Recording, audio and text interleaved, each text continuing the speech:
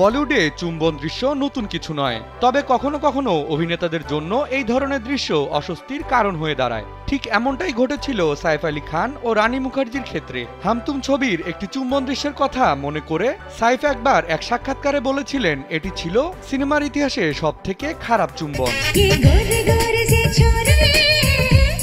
সাইফের কথায় রানীর অস্বস্তি তাকে অস্বস্তিতে ফেলে দেয়। শুটিংয়ের আগে রানী সাইফকে অনুরোধ করেছিলেন পরিচালককে বলার জন্য যাতে তারা এই দৃশ্যটি না করেন, তবে সাইফ বিষয়টিকে পরিচালকের উপরেই ছেড়ে দেন। শেষে বাধ্য হয়ে চিত্রনাট্যের প্রয়োজন অনুযায়ী দৃশ্যটি করতে হয় তাদের। স্যান্ডেলিনা সো, রূপচর্চায় আভিজাত্য।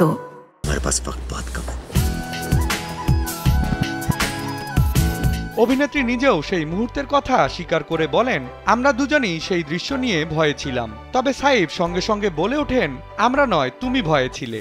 I love you, Ria.